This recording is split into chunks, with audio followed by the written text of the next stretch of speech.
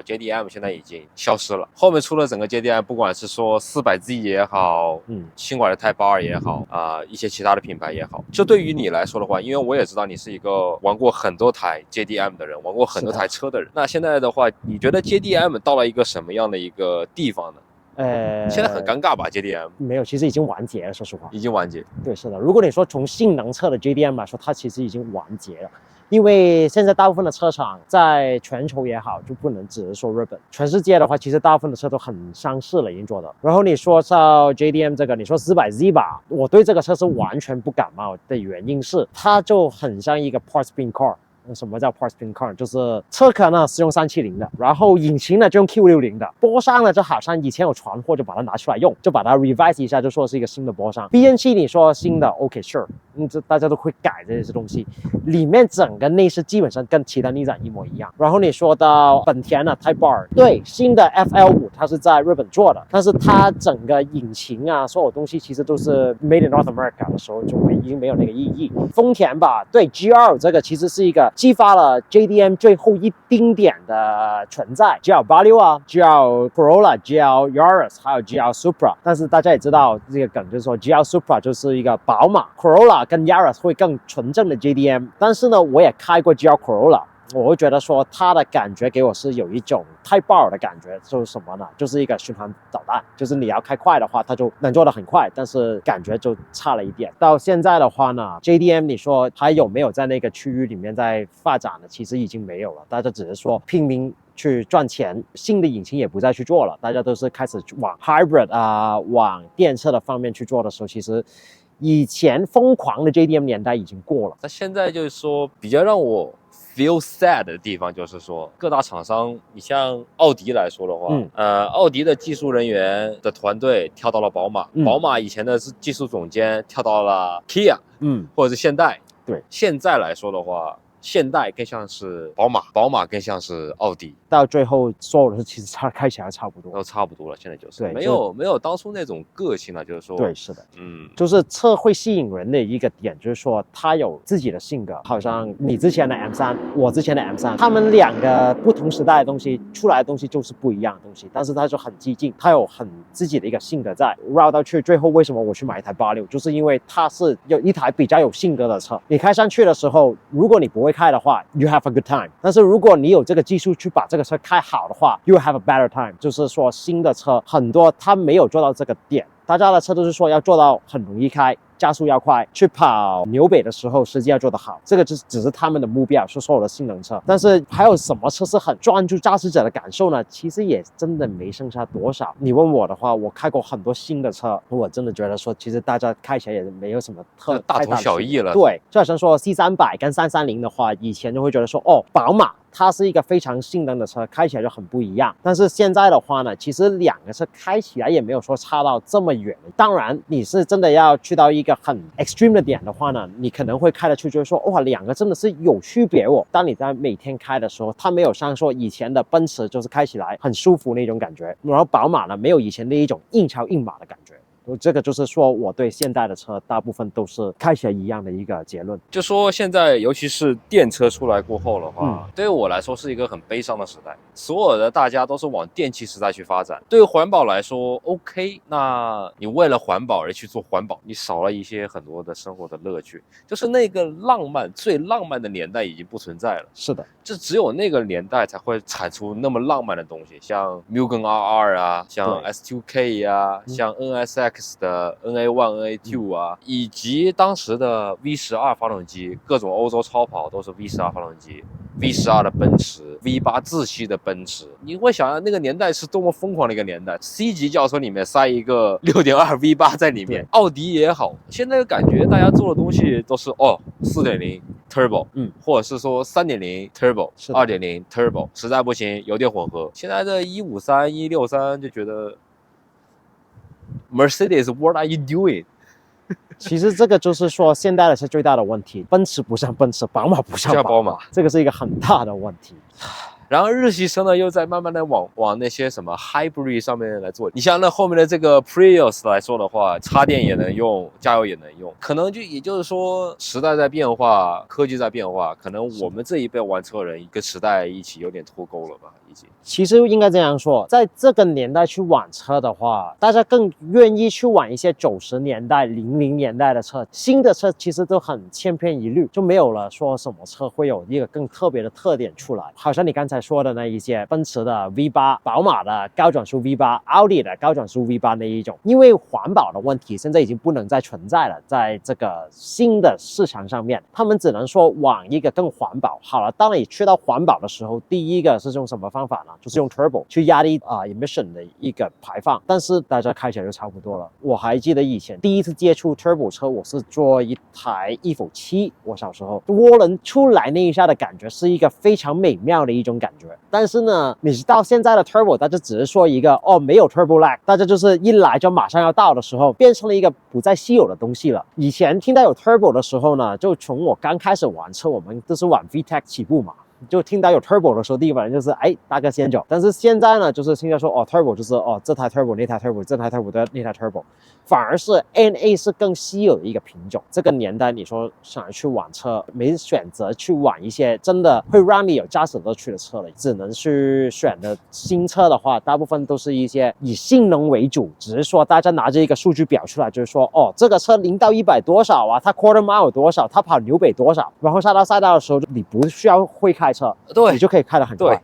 对，就没有了。就是说，以前我们那一种开一台车，你要靠你自己去追一个快的圈速出来，这个时代已经过去了。你说到这一点，让我想起来一个东西，就是宝马都已经把 DCT 取消掉了，直接换上了8AT， 更加环保，然后更加家用，从一台性能车过渡了变成了一台家用车。宝马现在 M3、M4 了，它很香，确实 S58 很香，但是你要我说买那台车会不会？我不会买。其实我要纠正你一点，你说它取消 DCT， 其实它最大的原因是什么呢？ Cut cost。预算不够。你要去想，它不是预算不够，就是说它能赚这个多一点的钱，为什么它不做呢？你要去想，它的 DCT 的时候，那个时候我有点忘了是哪一家公司去帮他做的，但是因为 ZF 基本上同一个波箱可以应用到很多不同的车，它只需要做它的 programming 去把这个波箱的 performance 更提高一点。但是你要想 DCT 的话，第一，它一个波箱里面还有2个 clutch， 它如果有什么事，它要 warranty 的时候，它还要抬一个波箱，还要新的 clutch 去里面嘛，所以就变成了它要取消这个点。另外一个点，你说实话的，新 M3 香嘛，还好，我自己是不太感冒，我也开过一次。作为以前一个开过146 M3 330的人来说，就真的没什么感觉，它只快，就一个字，就很快。Floor it。Then break it。 是的，就是基本上也不太需要去想太多的东西。你说它回归的话，其实也有一点，它比 F80 那一代会好一点，比起146啊、192那一种的话，的确真的是差的有点远，真的是就感觉上一开上去就感觉上有点因为 cost 而做的一个车。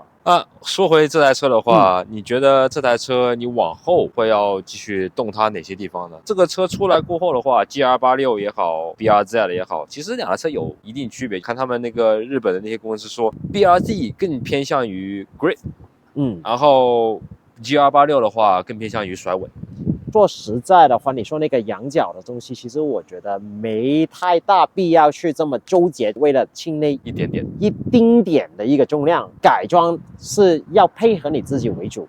然后你问到我这个车还会改什么的话呢？list 我是有的，但是呢，就真的是钱的问题，慢慢来呗。反正我说实话，这个应该是我最后一台玩具，除非我突然发财了。突然发财了。对，这个车的下一步的话，可能会去换一套更好的避震器，但是我会去选一下，可能有一些不太普遍的品牌去试一试。这个车就是一个好处，86的零件，其实你说它贵吧，它也没有说它太贵。当然了，现在的这个年代也没有什么是便宜的了。我会想要换一套 NX 的避震器，是一个美国一个小品牌，但是他们是主攻86下赛道啊、Miata 下赛道的，所以我想试一下那个避震。然后在 suspension setting 的话，另外一个会是想要买一个雅马哈的 performance damper， 它就是一个基本上有一个 damper 就是在 strut bar 上面的，它就是一个 hydraulic 的缘故，所以变成了它会有更好的 flex， 但是你需要支撑它也能做得到。还有其他的话，可能就 diffuser 啊、尾翼可能吧，现在还没想好。但是 body kit 的话就后面再说吧。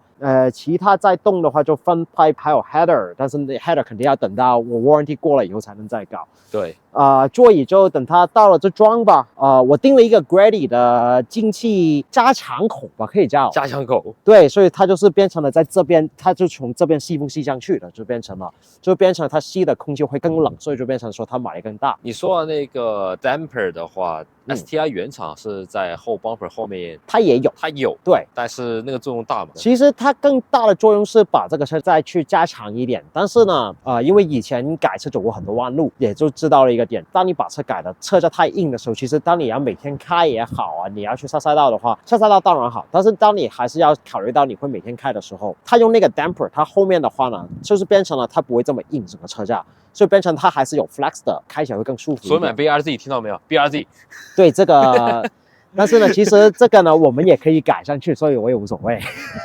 经过疫情过后，我们的整个芯片的产出什么也好，比较的 short， 有缺货。基本上你去订一台车，我之前走进去，哇，老过分了！我跟你讲，我走进去那些 Toyota 里面去，那些 sales 感觉都是 ，you know what I mean？ 是的，对吧？然后就是说，我说我要提一台这个车 ，OK 啊，没问题啊，加5000。在我当时的话呢，就因为自己比较人脉比较好一点吧，我这样说吧，就找了没就朋友多，找了一个 general manager， 在一个 dealership， 其实就是在我们拍摄的这个dealership 这边提车的，我是当时他帮我订的时候呢，他也是跟我说，我帮你弄吧，这样你加东西的话，你就自己考虑一下要不要加吧，反正不加也无所谓，所以我就把这个车先订了。其实我本来订的也不是这个颜色，这个是我的 second choice， 我本来订的是一个叮当蓝的一个颜色。叮当，对啊，哆啦 A 梦那种。对，是的，是的。他跟我说3-4个月就到了，就等，最后等了1年。中间的时候呢，打过去其他 dealership 去问。中间我是有找到去 Quebec 那边，我去打了个电话给他们，他们跟我说，我记得是在黑色的。我跟他们说，我对这台车有兴趣，如果我现在提的话，有什么要求吗？就说的好听点嘛，是不是？现在提 Toyota 都有要求了。对，是的。他就跟我说，你需要去加8000块钱的 package。